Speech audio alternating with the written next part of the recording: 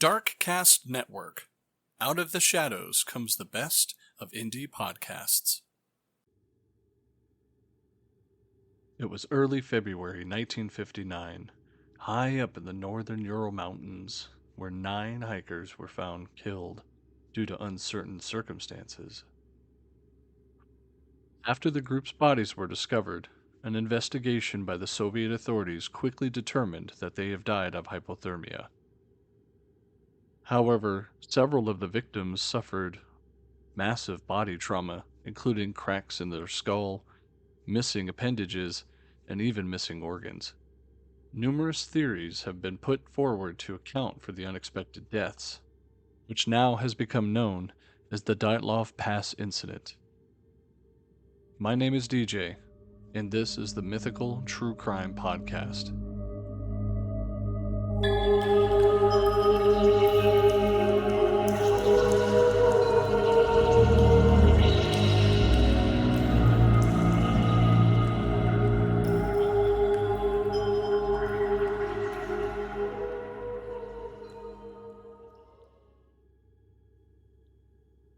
In early 1959, a group was formed for a skiing expedition across the northern Urals of the Soviet Union. According to the prosecutor at the time, Tempelov, documents were found in the tent of the expedition suggesting that their name was the 21st Congress of the Communist Party of the Soviet Union, and were possibly dispatched by the local Young Leninists organization. Igor Dyatlov, a 23-year-old radio engineering student at the Ural Polytechnical Institute, was the leader of the assembled group of 9 others for the trip, most of whom were fellow students and peers of the university. The initial group consisted of 8 men and 2 women. Each member was an experienced Grade 2 hiker with skiing tour experience and would have been given a Grade 3 certification upon their return. At the time, Grade 3 was the highest certification available at the Soviet Union and required candidates to traverse over 300 kilometers or 190 miles. The route was designed by Dyatlov's group to reach the far northern regions of the Sverlovsk Oblast and the upper streams of the Lazva River. The route was approved by the City Route Commission, and a division of the Committee of the Physical, Culture, and Sport confirmed the group of 10 people set out on January 8, 1959. The goal of the expedition was to reach the Ortenton, the mountain 10 kilometers north of the site where the incident occurs. This route, estimated to be Category 3, was undertaken in February, the most difficult time to traverse. January 23, 1959, the Dyatlov group was issued their route book, which listed their course as follows from the number 5 trail. At the time, the City Committee of Physical Culture and Sport listed and approved for 11 people. The 11th person listed, who was previously certified to go with another expedition of a similar difficulty, but backed out last second. The Dyatlov group left the city at the same day that they received the route book. Group arrived by train to Ivdel, a town at the center of the northern province of the oblast, in the early morning hours of November 25, 1959. At which point they took a truck to Vizai, a Lori village that is last inhabited settlement of the north. While spending the night in Vizai, the skiers purchased and ate loaves of bread to keep their energy levels up for the following day's hike. On January 27th, they began their trek towards the Gora Orten.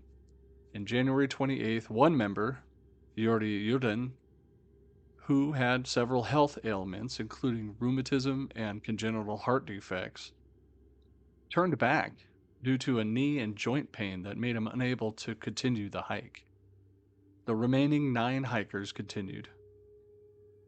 Diaries and cameras found around their last campsite made it possible to track the group's route up to the day preceding the incident. On January 31st, the group arrived at the edge of the highland area and began to prepare for climbing.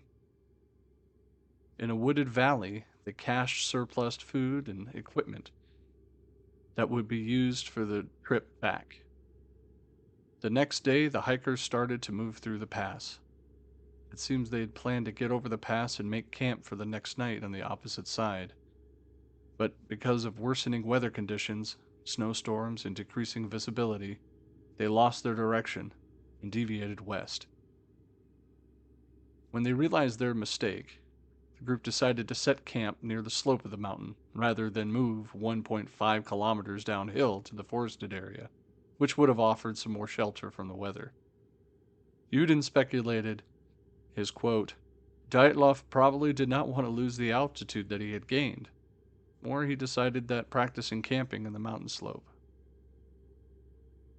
Before leaving that morning, Dyatlov had agreed that he would send a telegram to the sports club as soon as the group returned to Vizhai.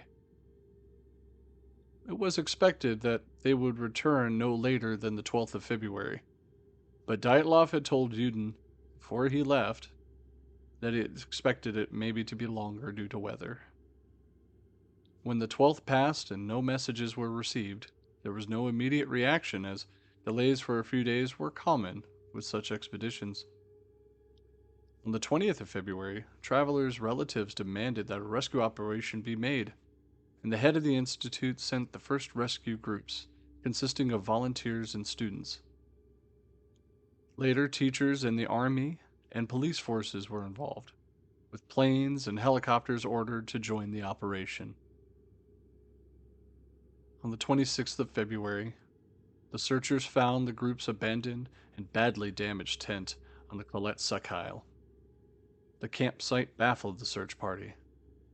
Mikhail Severin, student who found in the tent, said the tent was half torn down, covered with snow, but it was empty, and all the group's belongings and shoes had been left behind. Investigators said that the tent had been cut open from the inside. 9 sets of footprints, left by the people wearing only socks or a single shoe, maybe even barefoot, could be followed, leading down the edge to the nearby wood, on the opposite side of the pass, 1.5 kilometers to the northeast. After about 500 meters, these tracks were covered with snow. At the forest's edge, under the large Siberian pine, researchers found the visible remains of a small fire. That's where they found the first 2 bodies, those of Krivonishenko and Doroshenko, shoeless and dressed only in underwear. The branches at the tree were broken 5 meters high, suggesting that one of the skiers had climbed to look for something, perhaps the camp. Between the pine and the camp, the searchers found 3 more corpses, that of Dyatlov, Kolmogorova, and Slobodin, who died in poses suggesting that they were attempting to return to the tent. They were found at distances of 300, 480, and 630 meters away from that tree. Finding the remaining 4 travelers took more than 2 months. They were finally found on 4th of May under 4 meters of snow in a ravine 75 meters further into the woods from that pine tree. What was puzzling was that 3 of the 4 were better dressed than the others, and there were signs of some of the clothing from those who have died have been removed by the others for use. One student, Dubinina, was wearing Krivonchenko's burned, torn trousers, and her left foot and shin were wrapped with a torn jacket. A legal inquest started immediately after the first 5 bodies were found. A medical examination quickly found no injuries that had led to their deaths and concluded that they had all died of hypothermia.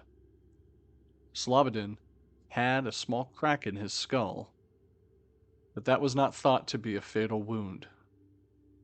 An examination of the other 4 bodies in May shifted the narrative of the incident. 3 of the hikers had fatal injuries. One had major skull damage, Dubinina and Zaratov, where it had major chest fractures. According to Boris Valensky, the force required to do such damage would have been extremely high, comparable to that of a car crash. Also, most notably, the bodies had no external wounds associated with bone fractures, as if they had been subjected to some sort of high level of pressure. All four bodies at the bottom of the creek in the running stream of water had soft tissue damage to their heads and their face. Dubinina was missing her tongue, her eyes, part of her lips, as well as part of her facial tissue and a fragment of her skull bone, while Zolotov was missing his eyeballs completely. A man named V.A. Vazrov-Denny, the forensic expert performing the post-mortem examination, judged that these injuries happened post-mortem due to the location of the bodies in the stream. There was initial speculation that many of the indigenous Mensi people, reindeer herders local to the area, attacked and murdered the group for encroaching on their lands.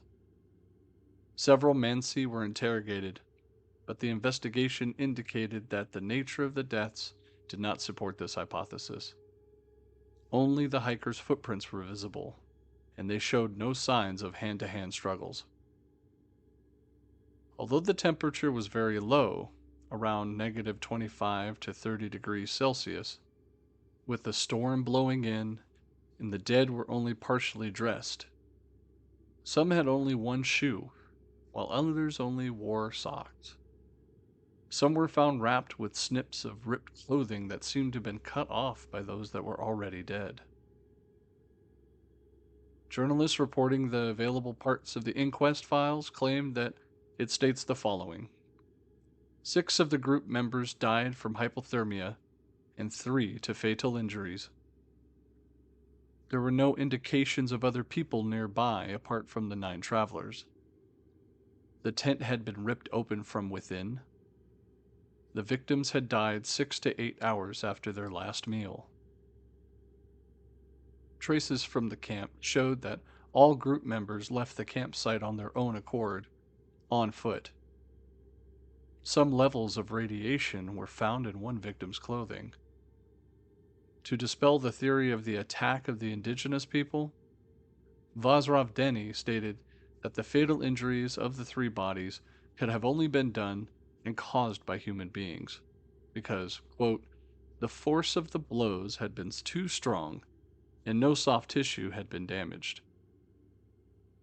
There were released documents that contained no other information about the condition of the skiers' internal organs, and there were no survivors. At the time, the official conclusion that the group members had died because of a compelling natural force. The inquest officially ceased May 1959 as a result of the absence of a guilty party. The files were sent to a secret archive.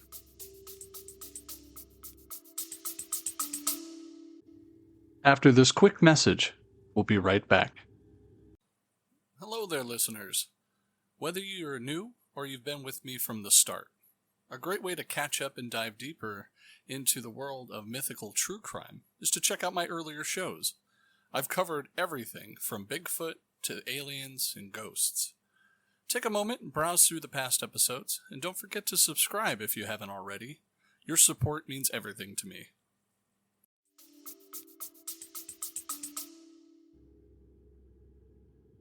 Many years later, in 1997, it was revealed that the negatives from one of the party members' cameras were kept in a private archive of one of the investigators, Lev Ivanov. The film material was donated to Ivanov's daughter and the Dyatlov Foundation. Diaries kept from the hiking party fell into Russia's public domain in 2009.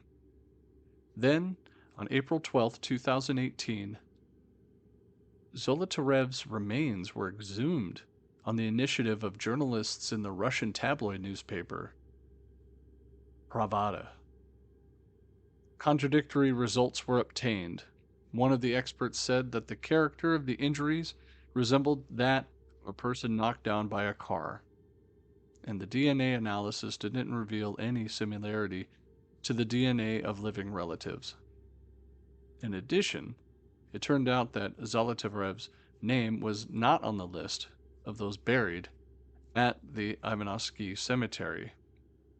Nevertheless, the reconstruction of the face from the exhumed skull matched post-war photographs of Zolotarev, although journalists expressed suspicions that another person was hiding under the name in World War II.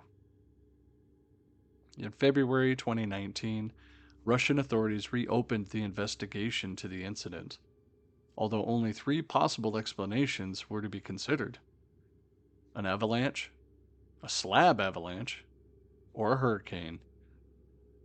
The possibility of a crime had officially been discounted.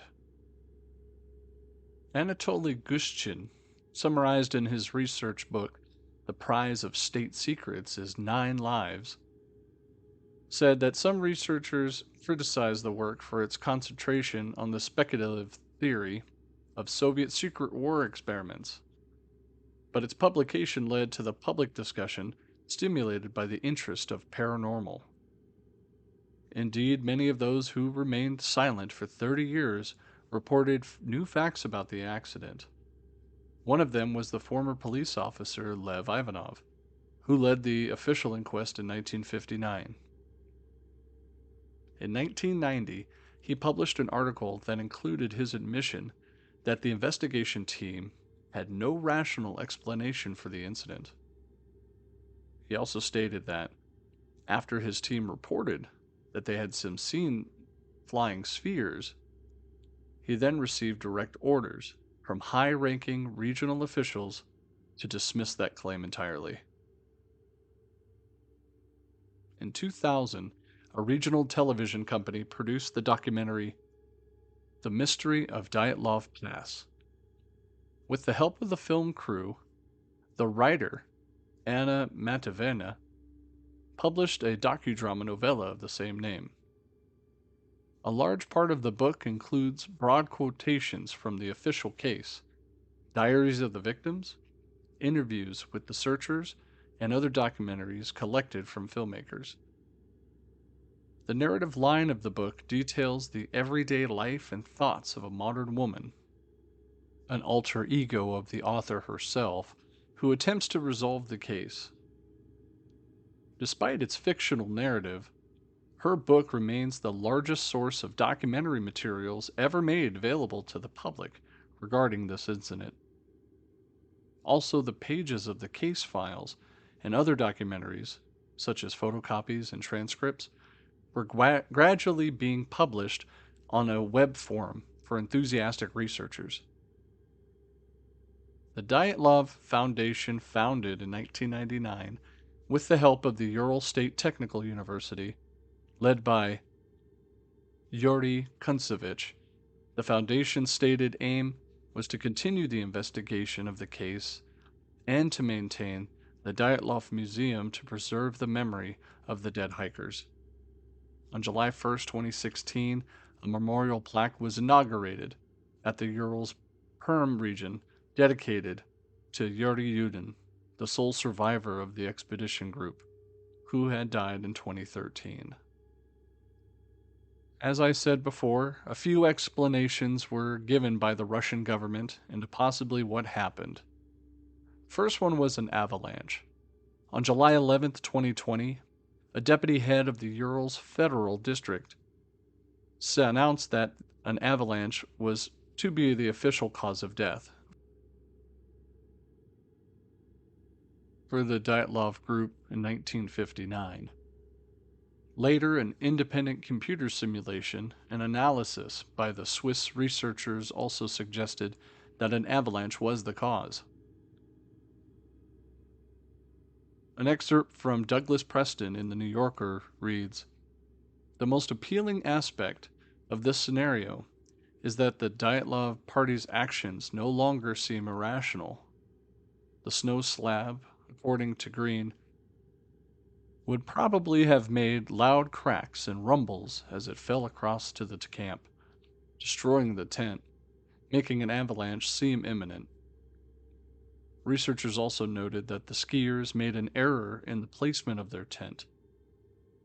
Everything they did subsequently was textbook. They conducted an emergency evacuation that would be safe from the avalanche. They took shelter in the woods. They started a fire. They dug a snow cave. Had they been less experienced, they may have remained in the tent, waited to dig it out, and possibly survived. But avalanches are by far the biggest risk in mountains in the wintertime. The more experience you have, the more you fear them. The skiers' expertise doomed them. Reviewing another explanation, a cessationist Yeti hypothesis, American skeptic Benjamin Radford suggests that the avalanche is more plausible. That the group woke up in a panic, cut their way out of the tent either because an avalanche had covered the entrance of their tent or because they were just scared that the avalanche was imminent. Better to have potentially repairable slit in the tent rather than risk being buried alive. They were poorly clothed because they were sleeping. They ran to safety in the nearby woods where trees would have slowed oncoming snow. In the darkness of the night, they got separated into 2 groups or 3 groups. One made a fire, hence the burned hands, while the others returned to the tent to recover clothing since the danger had passed. But it was too cold, they all had froze to death. Before they could locate their tent in the darkness, and at some point, the clothes somehow may have been recovered or swapped from the dead, but at any rate, the group of 4 of those bodies were severely damaged, and they were caught in the avalanche and buried under 4 meters of snow. More than enough to account for the compelling nature force that the medical examiner described. Dubinina's tongue was likely removed by scavengers or ordinary predation around the area. There's also contradictory evidence that contradicts the avalanche theory, which includes the location of the incident, which didn't have any obvious signs of the avalanche folks say take place. An avalanche would have left large patterns and certain patterns in the snow and debris in a very wide area. The bodies found within a month of the event were covered with still shallow layer of snow and had been there, and if an avalanche was sufficient strength to sweep away the second party, these bodies would have been swept away as well. This would have caused more serious and different injuries in the process that would have damaged the tree line.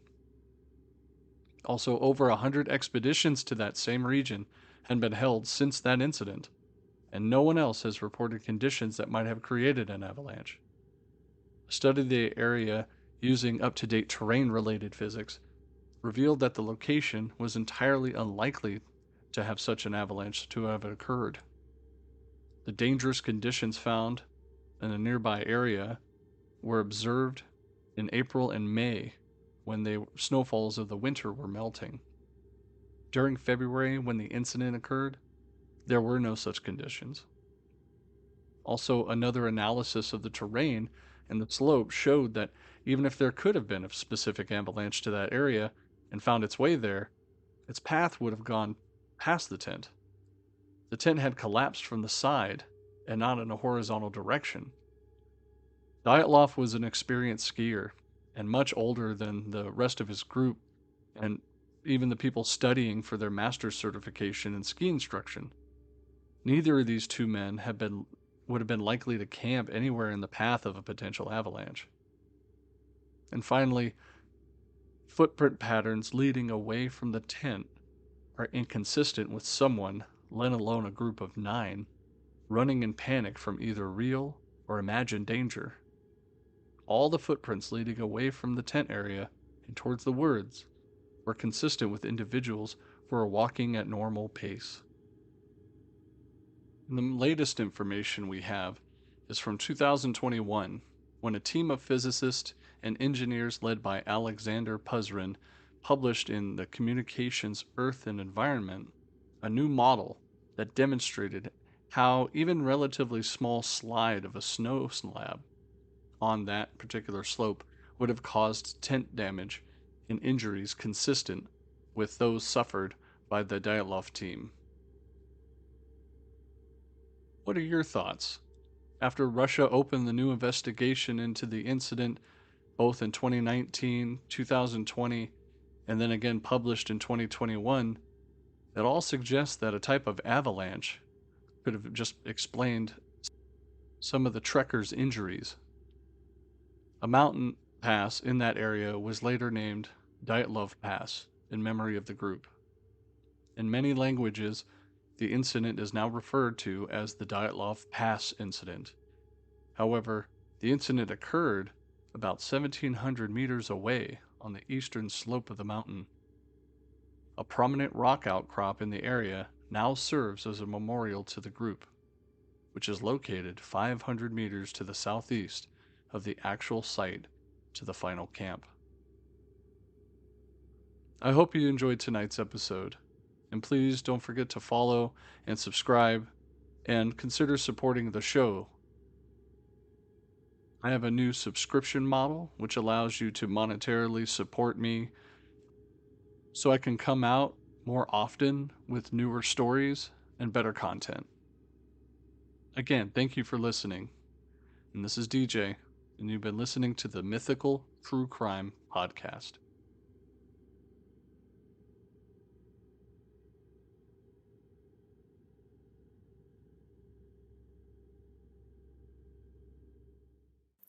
And that concludes another captivating episode, delving into the world of mythical true crime. I appreciate you joining me tonight as we listen to the facts from these true crime tales. Stay tuned for our next episode, where we'll uncover even more mysteries. Until then, thank you for listening to tonight's episode. Good night.